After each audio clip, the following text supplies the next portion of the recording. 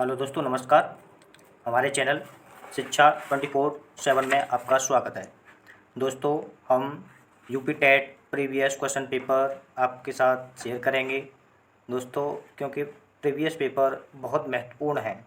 आपने देखा ही होगा जैसे कि 2021 में यूपी टेट का पेपर हुआ था, प्राइमरी और जूनियर का। तो हूबहू 2017 का पूरा पेपर 80 से 90% पूरा पेपर छपा था। तो दोस्तों, इसलिए ये भी ज़रूरी हो जाता है कि यूपी टेट हमें प्रीवियस सारे क्वेश्चन लगाने चाहिए। ज़रूरी नहीं है कि पूरा ही पेपर छपे या ना छपे, कोई बात नहीं, लेकिन हमें प्रीवियस पेपर से बहुत कुछ सीखने को मिलता है। अगर हमें कोई भी एग्ज़ाम की तैयारी करनी है तो सबसे पहले हमें क्या है, उसका सिलेबस देखना है। उसके बाद उसके प्रीवियस जितने भी पेपर हैं सारे प्रीवियस देखने हैं, क्योंकि प्रीवियस पेपर देखने से दोस्तों हमें क्या पता चलता है कि जो एग्जामिनर जो पेपर है कि किस लेवल का बना है, किस प्रकार के किस टाइप के क्वेश्चन बनते हैं, कहाँ से किस टॉपिक से कितने मतलब किस प्रकार के क्वेश्चन बनते हैं। यानी कि एक ओवरव्यू मिल जाता है हमें अपनी तैयारी को करने के लिए कि हमें किस चीज़ पर कहाँ फोकस ज़्यादा करना है, किस चीज़ को ज़्यादा पढ़ना है। ये सारी चीज़ें प्रीवियस पेपर पे ही डिपेंड होती हैं दोस्तों। अगर प्रीवियस पेपर नहीं देखोगे तो आपको पता नहीं चलेगा कि क्वेश्चन कहाँ से कैसे बनते हैं। ठीक है दोस्तों, तो आज हम 2021 का जूनियर लेवल यूपी टेट का हिंदी का पेपर आपके साथ हम शेयर कर रहे हैं दोस्तों। 2021 UP TET Hindi junior level का सॉल्यूशन करेंगे। ठीक है दोस्तों, आइए शुरुआत करते हैं। आज का हमारा पहला क्वेश्चन है, पंकज में कौन सा समास है। तो दोस्तों, पंकज में कौन सा समास है? पंकज, पंकज के पर्यायवाची चीज पता है दोस्तों आपको? कमल। कमल, पंकज यानी कीचड़ में जन्म लेने वाला, यानी कीचड़ में उगने वाला, जलज। ठीक है दोस्तों, तो पंकज ये क्या है दोस्तों? बहुब्रीहि समास। कौन सा समास है दोस्तों? बहुब्रीहि समास। दोस्तों, बहुब्रीहि समास क्या होता है? जिसमें कोई भी पद प्रधान नहीं होता है और इसका विशेष अर्थ निकलता है। जैसे पंकज, पंकज का एक विशेष अर्थ निकल रहा है ना, कमल। ठीक है दोस्तों, चलो दोस्तों, हमारा अगला नेक्स्ट क्वेश्चन है। अगले क्वेश्चन की ओर बढ़ते हैं। Question number 2। क्वेश्चन नंबर 2 है, अयुग्मा कहा जाता है। दोस्तों, अयुग्मा किसको कहा जाता है? संयुक्त व्यंजन को, अनुस्वार व्यंजन को, अल्पप्राण को, महाप्राण को। तो दोस्तों, अयुग्मा किसको कहा जाता है? अनुस्वार एवं विसर्ग को। तो दोस्तों, हमारे अल्पप्राण व्यंजन वो अयुग्मा कौन कौन से हैं दोस्तों? अंग तो दोस्तों क्या है ये हो गया तुम्हारा अनुस्वार, ये हो गया दोस्तों विसर्ग। ठीक है दोस्तों, इसका आंसर हमारा क्या हो गया? अनुस्वार एवं विसर्ग। ठीक है दोस्तों, हमारा अगला क्वेश्चन है, देखिए दोस्तों, क्वेश्चन नंबर 3। एक और अजगर रहे लख एक ओग मृगराज, बिकल बटोही बीच ही पर मूर्छा खाए।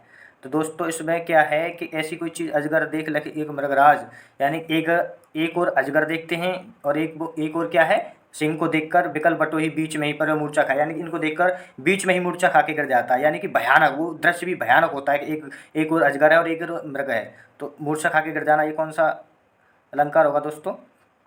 ये इसमें यानी कि कौन सा रस है? तो दोस्तों, इसमें होगा भयानक रस। ठीक है दोस्तों, इसका आंसर होगा भयानक रस, ऑप्शन नंबर ए। ठीक है दोस्तों, हमारा अगला क्वेश्चन है, क्वेश्चन नंबर 4। से विभक्ति में किस कारक के लिए प्रयुक्त होता है? तो दोस्तों, से विभक्ति किसके लिए प्रयुक्त होती है? तो दोस्तों देखिए, संप्रदान के लिए, संप्रदान कारक के लिए कौन सी विभक्ति है? संप्रदान के लिए। और दोस्तों, कर्म, कर्ता ने, कर्म को, तो कर्म के लिए को। ठीक है दोस्तों, और करण से क्या होगा? करण से, और कर्ता ने, तो इसकी विभक्ति क्या है? ने।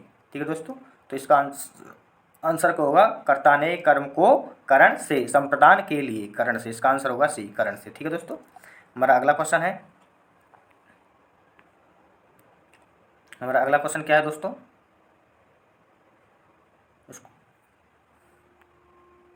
उसने नहाकर भोजन किया। इस वाक्य में नहाकर, उसने नहाकर भोजन किया, इस वाक्य में नहाकर निम्न से किस क्रिया का उदाहरण है?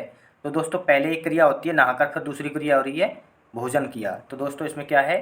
पूर्वकालिक क्रिया। इसका आंसर होगा सी, ऑप्शन नंबर सी। ठीक है दोस्तों, क्योंकि इसमें उसने पहले नहाया फिर भोजन किया, तो पूर्वकालिक क्रिया, पूर्वकालिक नहाकर। ठीक है दोस्तों, हमारा अगला क्वेश्चन है, सूफी संतों की शैली है। तो दोस्तों सूफी संतों की शैली क्या है? मसनबी। इसका आंसर हो गया बी। ठीक है दोस्तों। हमारा अगला क्वेश्चन है दोस्तों, गुड़िया भीतर गुड़िया के रचनाकार हैं। दोस्तों गुड़िया भीतर गुड़िया के रचनाकार कौन है? मैत्री पुष्पा। इसका आंसर होगा ऑप्शन नंबर बी। कौन है? मैत्री पुष्पा। ठीक है दोस्तों। हमारा अगला क्वेश्चन है, सौ अजान एक सुजान के रचनाकार का नाम क्या है? क्या है दोस्तों? बाल मुकुंद गुप्त, बाल कृष्ण भट्ट, सरदार पूर्ण सिंह, बद्रीनाथ चौधरी। तो इसका आंसर होगा दोस्तों बाल कृष्ण भट्ट। क्या होगा? Bal Krishna Bhatt. Option number B, Bal Krishna Bhatt. ठीक है दोस्तों। हमारा अगला क्वेश्चन है, गोस्वामी तुलसीदास का निधन वाराणसी के किस घाट पर हुआ था? तो दोस्तों गोस्वामी तुलसीदास का जो निधन हुआ था वो वाराणसी के किस घाट पर हुआ था? अस्सी घाट पर। इसका आंसर है ऑप्शन नंबर बी। क्या है? अस्सी घाट। ठीक है दोस्तों। हमारा अगला क्वेश्चन है दोस्तों, भक्तमाल के रचनाकार कौन है? भक्तमाल के रचनाकार है विष्णुदास, केशवदास, सुंदरदास, नाभादास। इसका आंसर होगा दोस्तों नाभादास। भक्तमाल के रचनाकार कौन है दोस्तों? नाभादास। ठीक है दोस्तों। हमारा अगला क्वेश्चन है दोस्तों, कौन सा वाक्य शुद्ध है? अब दोस्तों ये चार वाक्य दिए गए हैं, इनमें शुद्ध वाक्य आपको बताना है। ठीक है दोस्तों। गलियों को चौड़ा करना आवश्यक है। दोस्तों ये सही लग रहा है हमें। परशुराम को क्रोधाग्नि के क्षत्रियों को जला दिया। दोस्तों ये परशुराम के क्रोधाग्नि ने, तो दोस्तों ये गलत है। परशुराम के क्रोधाग्नि क्या होता है? कुछ नहीं। द टॉपर कॉलेज कूक रही है, नहीं दोस्तों ये भी गलत है। खेतों में लंबे लंबे घास उगाए, घास उगाए, कोई दोस्तों घास उगती है ना कि उगाए। ठीक है दोस्तों। तो इसका आंसर होगा ऑप्शन नंबर ए, गलियों को चौड़ा करना आवश्यक है। ठीक है दोस्तों। हमारा अगला क्वेश्चन है दोस्तों, विद्यार्थी में कौन सी संधि है? गुण संधि, वृद्धि संधि, जड़ संधि, दीर्घ संधि। तो दोस्तों विद्यार्थी का हम संधि विच्छेद करते हैं,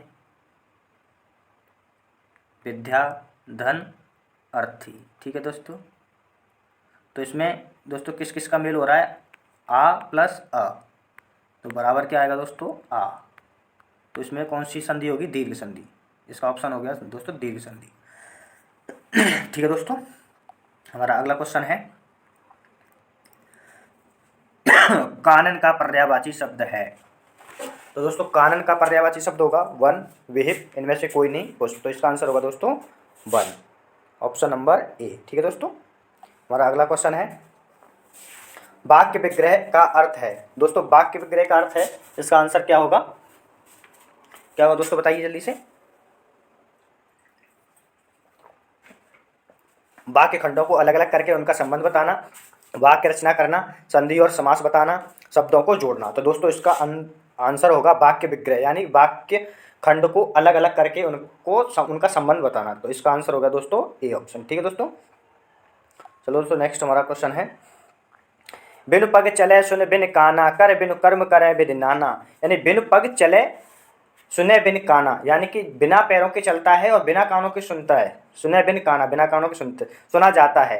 कर बिनु कर्म करे बिन नाना। तो दोस्तों जो पत्र होता है, पत्र बिना पैरों के चलता है, एक जगह से दूसरी जगह जाता है और बिना सुने, यानी हम पढ़ के उसको समझ सकते हैं, उनकी भावनाओं को समझ सकते हैं।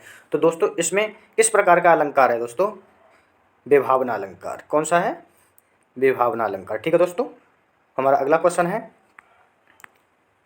क्वेश्चन नंबर 16, निम्नलिखित में से वाचन शिक्षण की विधि नहीं है? व्याख्यान विधि, अनुध्वनि विधि, समवेत पाठ विधि, ध्वनि साम्य विधि। तो दोस्तों इसका आंसर क्या होगा? जल्दी से बताइए, कमेंट करिए दोस्तों। अगर हमारा वीडियो आपको पसंद आ रहा है तो लाइक एवं सब्सक्राइब करें दोस्तों, क्योंकि हम इसी प्रकार से सारे यूपी टेट के प्रीवियस पेपर कराएंगे दोस्तों, और अच्छे से अच्छा कंटेंट आपको उपलब्ध कराएंगे। ठीक है दोस्तों। ये हमारा आंसर होगा व्याख्यान विधि। ठीक है दोस्तों। इसका आंसर हो गया ए, व्याख्यान विधि। निम्नलिखित में वाचन शिक्षण की विधि नहीं है, व्याख्यान विधि। ठीक है दोस्तों। हमारा अगला क्वेश्चन है क्वेश्चन नंबर 17, निम्नलिखित में से अभिवृत्त्यात्मक उद्देश्य है। अभिवृत्त्यात्मक उद्देश्य कौन सा है दोस्तों? धैर्यपूर्वक सुनना, साहित्य का रसवादन करना, भाषा और साहित्य में रुचि, स्वानुभूत विचारों को, भावों को अभिव्यक्त करना। तो दोस्तों इसका आंसर हो गया ऑप्शन नंबर डी। कौन सा हो गया दोस्तों? Option number D. ठीक है दोस्तों। हमारा अगला नेक्स्ट क्वेश्चन है, नेक्स्ट क्वेश्चन क्या है दोस्तों हमारा, हिंदी साहित्य के इतिहास के संबंध में modern vernacular literature of Hindustan किसने लिखा? दोस्तों इसमें क्या हुआ था कि 2017 में भी पहले आंसर की जो जारी की गई थी उसमें कुछ अलग क्वेश्चन दिया था गारसा दतासी, उसी प्रकार दोस्तों 2021 में भी सेम हूबहू क्वेश्चन छाप दिया। तो जो हमारी आंसर की में गारसा दतासी दिया गया था, लेकिन दोस्तों इसमें आपत्ति लगाई गई। इसका आखिरकार में फिर कौन सा क्वेश्चन सही हुआ था? George Abraham Grierson, option number D. ठीक है, आपको ध्यान रखना है दोस्तों, इसका आंसर क्या होगा? ये विवादित क्वेश्चन था। पहले इसका गारसा दतासी दिया गया था, अब इसका है जॉर्ज अब्राहम ग्रियर्सन। ठीक है दोस्तों, क्या है? George Abraham Grierson. जो फाइनल आंसर की है संशोधित उत्तरमाला कुंजी, उसमें इसका आंसर दिया गया था जॉर्ज अब्राहम ग्रियर्सन। ठीक है दोस्तों, हमारा अगला क्वेश्चन है, बेरहनी बाबरी सी भई ऊंची चढ़ अपने भवन में टेरत हाय दई। यानी कि बेरहनी बाबरी सी भई, जो मीराबाई हैं, जो बेरहनी बाबरी सी यानी कि किसी इंतजार में बाबली सी हुई है और ऊंचे चढ़ के अपने भवरों में किसको टेरत हाय दई, यानी कि टेर रही हैं, किसी को देख रही हैं, इंतजार कर रही हैं। तो इसका ले अंचरा मुख अंशुमन पहुँचत उगरे गात सही। तो दोस्तों इस ये पंक्ति किसकी है? बताइए किसकी है? मीराबाई की, झीमाचारणी दयाबाई की, सैजोबाई। तो दोस्तों इसका आंसर है मीराबाई, ये पंक्ति है मीराबाई की। ठीक है दोस्तों, ध्यान रखना। हमारा अगला क्वेश्चन है दोस्तों, हिंदी का पहला पत्र है बनारस अखबार, इतिहास, तिमिरनाशक, हरिश्चंद्र मैगजीन, उत्तंड मार्तंड। तो दोस्तों इसका आंसर होगा उत्तंड मार्तंड। हिंदी का पहला पत्र कौन सा था? उत्तंड मार्तंड। तो इसका आंसर हो गया ऑप्शन नंबर डी। ठीक है दोस्तों, हमारा अगला क्वेश्चन है क्वेश्चन नंबर 21। सुई का तत्सम रूप क्या है दोस्तों? सुई का तत्सम रूप होगा दोस्तों सूची। ठीक है दोस्तों, इनमें कंफ्यूजन नहीं होना, सूची और सूची यानी कि छोटी ई, सूची। ठीक है दोस्तों, इसका आंसर होगा सूची। दोस्तों हमारा अगला नेक्स्ट क्वेश्चन है, परसीमन का विलोम है। परसीमन का विलोम असीमन, नरसीमन, ससीमन, ससीम। तो दोस्तों परसीमन का विलोम शब्द क्या होगा? असीमन, ऑप्शन नंबर ए। इसका आंसर हो गया असीमन। परसीमन का विलोम असीमन। ठीक है दोस्तों, हमारा अगला क्वेश्चन है, धूसर शब्द का पर्याय है। तो दोस्तों धूसर शब्द का पर्याय गर्दभ, मेघ, अजा, अश्व। तो दोस्तों धूसर शब्द का पर्याय होगा गर्दभ। क्या होगा? गर्दभ, ऑप्शन नंबर ए। इसका आंसर होगा गर्दभ। दोस्तों हमारा अगला क्वेश्चन है, क्या है दोस्तों हमारा अगला क्वेश्चन? भूतों अर्थात जीवों द्वारा होने वाला दुख वाक्य के लिए एक शब्द बताइए। तो दोस्तों इसका आंसर होगा अधिदैहिक, आदि भौतिक, आत्मघाती। तो इसका आंसर होगा दोस्तों ऑप्शन नंबर बी, आदि भौतिक। ठीक है दोस्तों, इसका आंसर होगा आदि भौतिक। ओके, हमारा अगला क्वेश्चन है, नेक्स्ट देखिए दोस्तों, क्या होगा? ऊंट की चोरी न्यूरे न्यूरे का अर्थ है उद्दंड व्यक्ति की दृष्टता, बड़े काम छुपकर नहीं किए जा सकते, किसी भी वस्तु किसी दूसरे को नहीं देना, जान जोखिम में डालना। तो दोस्तों ऊंट की चोरी न्यूरे न्यूरे का अर्थ होगा बड़े काम छुपकर नहीं किया जा सकते। ठीक है दोस्तों, यानी कि ऊंट कैसा है? बड़ा, और न्यूरे न्यूरे चोरी, ऊंट की चोरी न्यूरे न्यूरे कर सकते हैं क्या? छुपके छुपके नहीं कर सकते ना, ऊंट बहुत बड़ा होता है, उसकी चोरी नहीं कर सकते। तो बड़े काम कभी छुपके नहीं किया जा सकते दोस्तों, इसका आंसर बी। हाँ दोस्तों, हमारा अगला क्वेश्चन देखते हैं। अब दोस्तों ये तो हो गए हमारे 25 क्वेश्चन। अब दोस्तों यहाँ से क्या है? पैसेज, हमारा 26 से पैसेज है। ठीक है, अब पैसेज पढ़ेंगे हम आपके सामने, फिर उसमें से आपको क्वेश्चन पूछे जाएंगे, उसके आंसर देना। ठीक है, बड़ा आसान सा है पैसेज, कोई घबराने की और जल्दबाजी करने की नहीं है, शांति से कंसंट्रेशन से आपको पढ़ना है, चीज़ों को समझना है, फिर उसके आंसर देने हैं। ठीक है दोस्तों, तो निम्नलिखित अवतरणों को ध्यानपूर्वक पढ़ना है दोस्तों, देख लेना। 26 से 30 तक इसके विकल्प चुनकर उत्तर दीजिए। ठीक है दोस्तों, तो हम पढ़ लेते हैं पैसेज क्या है। ठीक है दोस्तों, हम इस पैसेज को पढ़ लेते हैं। पैसेज क्या है? धर्म पालन करने के मार्ग में सबसे अधिक बाधा चित्त की चंचलता, उद्देश्य की अस्थिरता और मन की निर्बलता से पड़ती है। मनुष्य के कर्तव्य मार्ग में एक ओर तो आत्मा के बुरे भले कामों का ज्ञान, दूसरी ओर आलस्य और स्वार्थपरता रहती है। बस मनुष्य इन्हीं दोनों के बीच में पड़ा रहता है। अंत में यदि उसका मन पक्का हुआ तो वह आत्मा की आज्ञा मानकर अपना धर्म पालन करता है, पर उसका मन दुविधा में पड़ा रहा है तो स्वार्थपरता उसके निश्चित ही जो स्वार्थपरता है उसे निश्चित ही घेरे रहेगी, अगर वह दुविधा में पड़ा है तो, और उसका चरित्र घृणा के योग्य हो जाएगा। इसलिए यह बहुत आवश्यक है कि आत्मा जिस बात को करने की प्रवृत्ति दे उसे बिना स्वार्थ के सोचे झटपट कर डालना चाहिए।